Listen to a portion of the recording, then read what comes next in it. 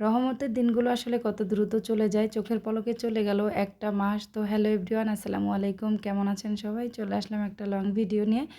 তো পুরা রমজান তো আমি ঢাকাতে ছিলাম। প্রতি বছরের মতো এইবারও আত্মীয়স্বজন, পাড়া প্রতিবেশী, বাবা মা, ভাই বোন সবাইকে নিয়ে একটু ইফতার করার আয়োজন করেছি বাড়িতে, যেটা আমি প্রতি বছরই করি।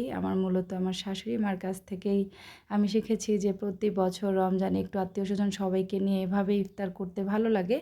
তো আজকের আয়োজনটা পুরাটাই আপনাদের সাথে শেয়ার করব। মোটামুটি একদমই লাস্ট পর্যায়ে চলে এসেছে। আমরা বাড়িতে আসতে একটু সময় করেছি। তো এবার রমজানে একদম শেষের দিকে ইফতারের আয়োজন করেছিলাম। তো এখানে হচ্ছে আত্মীয়স্বজন, চাচি জেঠি যারা আছে, ননাস ননদ যারা আছে, আমি সহকারে সবাই মিলে হচ্ছে কাটাকাটি শুরু করব। আর এবার একটু ঝামেলা কম করব। এইবার আমরা ভেবেছি যে ইফতারের জন্য হচ্ছে অনেক ফল টল রাখবো, পাশাপাশি হচ্ছে বিরিয়ানি করব। প্রত্যেকবার তো মাছ মাংস এভাবে রান্না করি, এটা ঝামেলা হয়ে যায় আমার জন্য। আর এবার আমার শরীরটাও একেবারেই ভালো না, ঢাকা থেকে এসেছি আমি অনেক জ্বর নিয়ে। তো এই আয়োজনটা ছিল গতকালকে রাতের। তো বাহির থেকে বাবুর্চি নিয়ে আসছি। আর এটা হচ্ছে আমার বাসার পেছন সাইড, যেখানে আমি একদম চুলা টুলা রেডি করে দিয়েছিলাম, ওনাকে সব রেডি করে বাসা থেকেই দিচ্ছিলাম। তো প্রায় 200-300 মানুষের আয়োজন, বাড়ির সব আত্মীয় স্বজন আর হচ্ছে যে আমার বাবার বাড়ি অথবা শ্বশুর বাড়ির লোকজন, এই কিছু লোকজন আর কিছু লীলা বোর্ডিংয়ের হুজুর ছিল, বাচ্চারা ছিল, আর মসজিদ থেকে কিছু লোকজন আসছে আর কি। আমার শ্বশুরের যাদেরকে দাওয়াত করেছে তাদের। প্রতি বছরই কিন্তু আমরা এভাবে আয়োজন করে থাকি, সবাইকে নিয়ে একদিন একটু ইফতার এভাবে করি, যেটা আমার শাশুড়ি মা থাকতে এভাবেই করতো। তো এখানে হচ্ছে মাংস রেডি করে বিরিয়ানির জন্য দিয়ে দিচ্ছে। আমি কিন্তু পুরা টাইম ওনার সাথে ছিলাম। আমি ঢাকা থেকেই বলেছি যে এবার যেহেতু আমি বাসায় রান্না করব না, বিরিয়ানি যদি করেও আমরা আমাদের মতো করে করব। তো আমার হাজব্যান্ড খুব ভালো বিরিয়ানি রান্না করে, আমি একটা ভিডিওতে শেয়ার করেছিলাম। তো এই বিরিয়ানিটা মূলত আমরা আমাদের মতো করেই রান্না করেছি, কারণ অনেক সময় হয় কি গ্রামের মানুষ না বিরিয়ানি খেতে চায় না এভাবে। ইফতারের পরে বলে যে বিরিয়ানি কেমন লাগবে। আমার শ্বশুরও প্রথমেই অনেকবারই বলেছিল যে বিরিয়ানি কেমন হবে। আমি বলেছিলাম যে বাবা, ইনশাল্লাহ অনেক ভালো হবে, আপনি খেয়ে কিন্তু অনেক মানে সবাই খেয়ে তৃপ্তি পাবে। আর আমরা মিলাদে মূলত হচ্ছে যে ইফতারে অনেক আইটেমের ফল যেহেতু রাখবো, তো এই ফল খাওয়ার পরে, শরবত খাওয়ার পরে মানুষ আর বিরিয়ানি অত বেশি খাবে না। তো তারপরও তো আয়োজন করতেই হবে। তো আমরা এখানে মূলত হচ্ছে বিরিয়ানিটা গরুর গোশত দিয়ে করেছিলাম। তো ওইভাবে করে। আর চাচা অনেক ভালো রান্না করে। উনি হচ্ছে আমাদের টাউন থেকে নিয়ে আসছিলাম ওনাকে, সদর থেকে। তো উনি আমার সাথে অনেক গল্প করছিল, আমি দাঁড়িয়ে দাঁড়িয়ে সব কিছু ওনাকে হেল্প করছিলাম, আর উনি আমার সাথে অনেক গল্প করলো। পরে বলল যে, মানে আমাকে বলল যে এর আগেও আমি এই বাড়িতে অনেক বড় আয়োজন করেছি। যাই হোক, তো আপনাদের সাথে শেয়ার করছি আর কথা বলছি। এটা হচ্ছে যে আসলে প্রত্যেকটা গ্রামে মানে থাকে না যে প্রত্যেকবার আসি এইভাবে আয়োজন করি, এবার যদি না করতে পারতাম আমার ভালো লাগতো না। কারণ আমার শাশুড়ি মা থাকা অবস্থা থেকে এই 17 বছর মূলত আমি এভাবেই আয়োজন করি। রোজা অ্যাটলিস্ট সবাইকে নিয়ে একদিন একটু ইফতার করার আনন্দই কিন্তু অন্যরকম। সবাই থাকবে, আত্মীয় স্বজন, পাড়া প্রতিবেশী।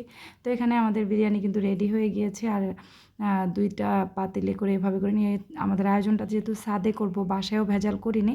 মূলত যত মহিলারা থাকবে সবাই থাকবে নিচে, বাসাতে ইফতার করাবো। আর পরে খাওয়ার ব্যবস্থা ছাদেই হয়েছে। আমার ছাদটা মোটামুটি মাশাআল্লাহ বড় আছে, ভাবলাম যে ছাদে করলে ঝামেলা কম হবে।